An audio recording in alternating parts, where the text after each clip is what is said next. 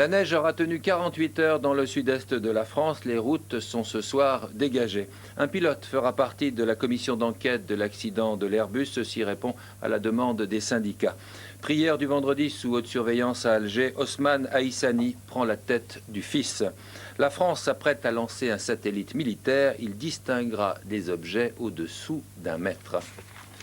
Mesdames, Mesdemoiselles, Messieurs, bonsoir. On connaît depuis quelques minutes le premier challenger du Ville de Paris dans l'America's Cup. Je vous propose tout de suite d'aller à San Diego avec Jean Mamère.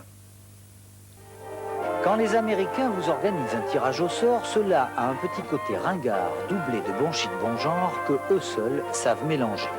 Le dernier rendez-vous où l'on cause en venant d'un peu partout, et pas que du Japon.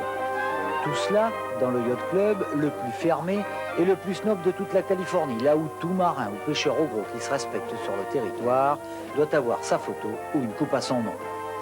La première émotion passée, la petite réunion était tout de même organisée pour le tirage au sort du premier tour de la Coupe de l'América. Et seule question importante pour nous Français, contre qui Marc Pajot allait-il tomber? Le sort, en fait, a eu la main un peu lourde. Pajot tire le plus dur, ou celui considéré comme par une grande partie de la presse, la Nouvelle-Zélande. Et oui, il faut bien tout de même commencer par quelque chose. C'est un concurrent sans doute difficile. Je crois que ça permet à toute l'équipe de Défi Français de rentrer directement dans le rythme de la compétition. Il faut commencer par en battre un. Il faudra commencer par battre la Nouvelle-Zélande. Pas facile à réaliser. Le challenge néo-zélandais est sans doute le plus riche et le mieux structuré. Il a construit au total 5 bateaux, dont voici le dernier, que l'on dit révolutionnaire, même si extérieurement, ce n'est pas apparent. Pour un début, on pouvait donc espérer mieux. Quoi qu'il en soit, pour ne pas perdre la main, et encore moins le moral, tout l'équipage du Défi Français, aussitôt le tirage effectué, est parti pour un entraînement taxé de sévère. L'America Cup a bien commencé. Il y aura donc un pilote dans la commission d'enquête chargé de faire toute la lumière sur l'accident de la 320. Les images aériennes du point d'impact permettent de penser que l'avion tentait de reprendre de l'altitude avant de toucher le sol. Patrice Pellet. Si le vol Lyon-Strasbourg de l'A320 s'était déroulé 2 jours et par temps clair, voilà ce qu'aurait pu voir l'équipage d'Air Inter à travers les fenêtres du cockpit. Mais lundi soir, il faisait nuit, les conditions météo étaient mauvaises et l'A320, pour une raison encore inexpliquée, va percuter la crête. Il aurait pourtant suffi de quelques mètres. On voit que la rentrée dans les arbres est progressive, bien que le terrain soit en contrepente. Ce qui me fait dire que, comme nous l'avions supposé dès le départ, l'équipage était en train de récupérer la trajectoire. La descente de l'Airbus avant l'impact aura duré 32 secondes. Le pilote automatique est enclenché, l'avion vire sur la balise, le train est sorti, à bord, rien, apparemment d'anormal. Et pourtant, il volait trop bas. Depuis longtemps, les pilotes demandaient à être associés aux commissions d'enquête suite aux accidents, et aujourd'hui, ils ont obtenu satisfaction. Le ministre a donc reconnu les divers commentaires des pilotes et a donc décidé qu'un pilote serait choisi d'un commun accord avec l'ensemble de la profession et serait donc intégré à la commission d'enquête. Le pilote choisi ne sera affilié à aucun syndicat. Son choix devra être incontestable aux yeux de la profession. Rigueur, transparence, indépendance, les pilotes ce soir ont gagné une bataille. Un rapport préliminaire de la commission d'enquête sera remis au ministre de l'Équipement dans le mois ayant suivi l'accident. Il sera accompagné, ce rapport, de recommandations immédiates de sécurité. On a appris ce soir qu'un Boeing 747 d'Air France a dû effectuer un atterrissage d'urgence à Los Angeles à la suite d'un problème de moteur. Il n'y a eu aucun blessé. Il aura fallu 2 jours pour rendre la circulation possible sur le réseau routier du sud-ouest. Cependant, tout n'est pas terminé. L'électricité ne sera rétablie totalement que dans 48 heures. Philippe Boisserie. Elle aura tenu tête pendant presque 48 heures aux hommes et aux machines. Ce soir, la neige a fini par lâcher prise. Dans tout le sud de la France, les autoroutes ont été rouvertes. Depuis maintenant 2 heures, les opérations de déstockage des poids lourds ont commencé. Les camions bloqués dans des retenues volontaires aux 4 coins de la région vont donc pouvoir reprendre la route, sans pour autant calmer l'irritation des routiers. Vu que c'est privé automatiquement, c'est que les sociétés d'autoroutes qui devraient débloquer. Et bon, ben, on fait payer des autoroutes, puis à la sortie, on n'a pas le service qui suit derrière. Du côté d'EDF, on a réquisitionné tous les hélicoptères disponibles pour se rendre sur les chantiers. De nombreux poteaux se sont cassés sous le poids de la neige. Les interventions sont difficiles. Le travail de fourmi est loin d'être terminé. Je pense que dans la soirée de dimanche, on devrait avoir tout réalimenté. Si la météo, effectivement, si le temps est sain samedi et dimanche.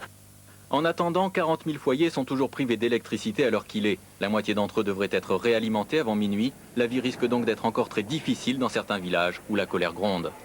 Je trouve que c'est inadmissible. Dans notre Roussillon, nous avons des neiges très lourdes qui viennent de la mer. On sait que ces neiges cassent tous les fils électriques et mettent les poteaux à terre. L'expérience de 54 n'a pas suffi. L'expérience de 81, où nous sommes restés ici 15 jours sans électricité, n'a pas suffi. L'expérience de 86 et 87 n'a pas suffi. En 92, les mêmes effets, les mêmes causes provoquent les mêmes effets. C'est totalement inadmissible. Face à ces critiques qui tombent à gros flocons, les responsables de l'équipement et d'EDF rétorquent qu'ils n'ont pas le matériel suffisant pour répondre à des situations aussi exceptionnelles. Avec la fonte de la neige et les pluies qui s'annoncent, ils risquent d'avoir à affronter de nouveaux déboires, les inondations. Réforme dans les lycées, tous les élèves verront leurs connaissances mesurées au cours de leur scolarité. 3 tests de niveau auront lieu en CE2, 6e et seconde. Ceci permettra aux enseignants de répartir les élèves par module. Lorraine Cusin. Il va donner une pièce sur laquelle, bien sûr, se trouve son effigie. Cours d'histoire magistrale pour cette classe de seconde. Durant les 3 heures suivantes, les élèves vont se répartir en modules, c'est-à-dire en petits groupes de travail pour les 4 matières principales. Tout au long de l'année, ils transiteront d'un groupe à l'autre en fonction de leurs besoins. À l'intérieur de ces modules, travailler autrement et autre chose. Soutien, par exemple, approfondissement, méthodologie, surtout, mais toujours en liaison, en articulation avec le cours. Voilà. C'est ça, oui, voilà, c'est ça, vous pouvez faire ça. Vous n'oubliez pas donc de justifier. La seconde, c'est un grand changement. Il faut organiser ses connaissances, travailler sur documents, faire des plans, mener une recherche. Pour bien y parvenir, une aide individualisée est indispensable. Quand c'est une classe assez nombreuse, il y en a qui restent dans leur coin, qui répondent pas ou qui n'écoutent pas même. On approfondit plus notre travail lorsqu'on est en collectivité et puis ça nous rapproche des professeurs. Et on peut aller les voir lorsqu'on a des problèmes, ils nous aident énormément. Pour répartir les élèves dans les modules, il faut constamment évaluer leur niveau en français, maths, histoire et langue. De plus, les professeurs doivent s'entendre sur la composition et la durée des groupes. Il est difficile, voire impossible, que le module fonctionne s'il n'y a pas concertation entre les 4 professeurs. C'est certain, puisque la composition des modules est faite forcément ensemble. Pour l'heure, quelques lycées seulement fonctionnent en module. À la rentrée prochaine, toutes les classes de seconde sont concernées. Il s'agit maintenant de convaincre tous les enseignants. Une coupure d'électricité ce soir à Manosque au moment où se tenait le meeting du leader du Front National Jean-Marie Le Pen. Cette coupure d'électricité a été provoquée par un acte de sabotage, c'est ce que l'on indique auprès de l'EDF. En Afrique du Sud, le président De Klerk invite la communauté noire à participer au référendum pour désigner un pouvoir intérimaire. Les Noirs refusent des mesures provisoires qui, selon eux, pourraient durer trop longtemps. Florence Mavic.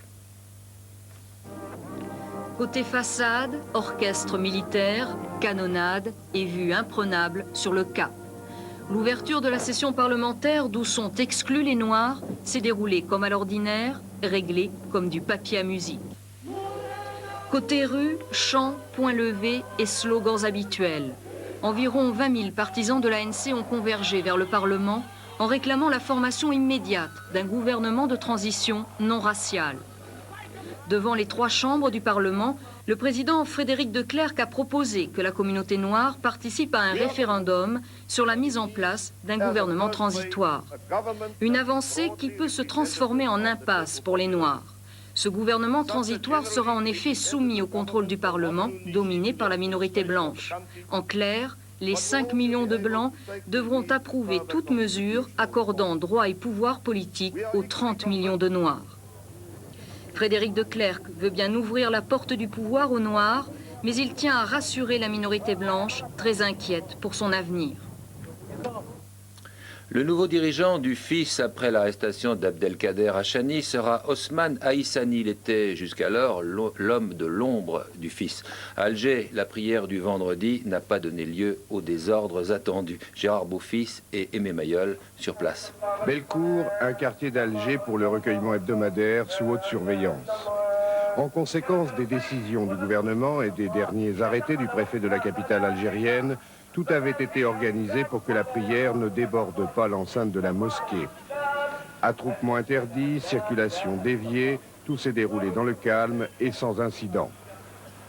À Bab el-Oued, en revanche, les forces de l'ordre ont effectué plusieurs tirs de sommation et de grenades lacrymogènes pour disperser de très jeunes gens qui tentaient de s'approcher des barrages de police. À Kouba, dans la banlieue sud, autre fief intégriste, Rabat Kébir, ancien porte-parole du Front islamique du Salut, et Mohamed Saïd, nouvelle figure du mouvement, ont pris la parole lors des prêches, alors que les journalistes étaient conviés à déguerpir et que les forces de sécurité procédaient à de nombreuses arrestations. Pourquoi ils vous ont arrêté, vous? Ils vous ont arrêté pourquoi? J'ai travaillé au café, moi. C'est à cause de la barbe. On n'a absolument rien fait. En contravention avec les nouvelles lois, les leaders du FIS ont lu le dernier communiqué de l'organisation dénonçant l'arrestation d'Abdelkader Hachani et demandé à l'armée de ne pas se déshonorer en faisant couler le sang. Parmi les 12 journalistes appréhendés ce matin près de la mosquée de Kouba, 4 Espagnols ont été priés ce soir de quitter l'Algérie. Koudari Bachir, responsable du Front islamique du Salut à Zeralda, c'est-à-dire tout près d'Alger, a été interpellé cette nuit pour avoir affiché le communiqué d'Abdelkader Hachani. Israël et la Chine rétablissent leurs relations diplomatiques. La signature de ces nouveaux accords pourrait ouvrir la voie à la participation de Pékin aux pourparlers de paix entre Israéliens et Palestiniens. Pékin a déjà reconnu l'État palestinien présenté par l'OLP. La Chine pourrait se rendre à Moscou afin de participer aux discussions multilatérales entre Arabes et Israéliens en marge de la conférence de la paix. Le déficit du commerce extérieur de la France se réduit. En 1991, il a dépassé 30 milliards, mais l'année précédente, il était de près de 50 milliards. Explication du redressement avec Gérard Leclerc. L'industrie française marque des points à l'exportation. Pour l'ensemble des produits industriels, de consommation ou d'équipement, civil ou militaire, le déficit, qui n'avait cessé de croître pendant 4 ans, s'est réduit de 40% l'an dernier pour revenir à moins 34 milliards de francs. La vente de 160 Airbus n'explique pas tout, surtout qu'en sens inverse, les compagnies françaises ont acheté des Boeing pour 6 milliards de francs. Le ministère de l'économie souligne que la maîtrise des prix a donné aux produits français un avantage de compétitivité sur leurs concurrents d'environ 7% en 4 ans. La balance commerciale française penche toujours du bon côté pour l'agroalimentaire, même si l'excédent diminue, et du mauvais côté pour l'énergie. La facture s'élève à 95 milliards de francs. Au total, les échanges entre la France et les 11 autres pays de la communauté européenne sont revenus excédentaires de 2 milliards pour la première fois depuis plus de 10 ans. Les produits français ont pleinement profité de la croissance allemande, dopée par la reconstruction de l'ex-RDA. Le déficit s'est réduit des 3/4 avec notre puissant voisin. Il reste un point noir, le déficit de 50 milliards avec les États-Unis, et une interrogation, le rééquilibrage du commerce extérieur continuera-t-il l'an prochain? Les experts le pensent, à moins d'un trop net ralentissement de l'économie allemande et d'une très forte reprise de l'investissement en France, donc des importations de biens d'équipement. La fin du mois boursier a entraîné un gain de plus de 13%. C'est le plus beau chiffre réalisé depuis 4 ans. À Paris, la clôture s'est faite à la hausse avec plus 0,61%. Et à Wall Street, la clôture avec une légère progression également. Florence Duprat. Wall Street termine la semaine avec le sourire. Après maintes hésitations, l'indice Dow Jones a pris le chemin de la hausse. Une petite hausse, puisqu'en clôture, il grappille 6,04 à 3232 points. Le marché était tout de même divisé en 2 camps. D'un côté, certains opérateurs profitant du bas niveau de certaines actions ont chassé les bonnes affaires. D'autres au contraire, ont pris leurs bénéfices. Les premiers l'ont emporté de justesse ce soir, mais les seconds n'ont pas dit leur dernier mot. Pour beaucoup, le marché ne pourra pas continuer de grimper tant que l'économie américaine présentera des signes de faiblesse. Sur le marché des change, même nervosité, le dollar très chahuté à la veille de la réunion du G7 a fluctué dans les deux sens. Il a recherché en vain un point d'équilibre. Ce soir, il est orienté à la baisse à 5 francs 43,85. Sur le marché des matières premières, cela va un petit peu mieux pour le pétrole. Ce soir, le baril de brut regagne 28 cents à 19 $. Voilà pour les informations financières. Tous les détails sont sur votre Minitel et vous avez tout le week-end pour le consulter. Le juge américain chargé de l'affaire de l'Amoco Cadiz a décidé de relever les indemnités destinées aux personnes sinistrées par la marée noire d'un peu plus de 7% prévu. Les sommes versées pourraient atteindre 12%. Les avocats de la compagnie adverse disposent maintenant de 15 jours pour contre-attaquer. À Nancy, au procès Giacchetto, ce sont les psychiatres qui ont la parole. Pour eux, l'accusé est bien responsable de ces actes. Compte rendu d'audience avec Dominique Verdeillan. Fanfaron, pitre, clown, ludique exacerbé, les experts psychiatres dépeignent un Giacchetto inattendu, un Giacchetto aujourd'hui totalement absent. Ennui ou fierté qu'on parle de lui. Êtes-vous fou, Giacchetto, demande la présidente. Non, le fou c'est Kenzo quand il est mato. Traduction, c'est Chenevé quand il est sous. Giacchetto fou, certainement pas, certifient 4 experts. Perturbé, fruste, immature, débile, mais pas fou. Il aime faire le clown et paraître plus bête qu'il est. Jusque-là, la défense peut être ravie, c'est ce qu'elle sous-entend. Le reste, c'est moins sûr. Giacchetto a un sens global des situations. Il distingue le bien du mal. Il a conscience des interdits élémentaires. Plus préoccupant, sa dangerosité est imprévisible. Il n'est pas réadaptable. Qu'est-ce qu'on va en faire, lance maladroitement le docteur Léry. Giacchetto le paumé, le rôdeur, connu pour ses nombreux vols à la tire et sa consommation sans modération de bière. Ainsi notent les experts. Giacchetto n'a jamais été présenté à un juge pour enfants.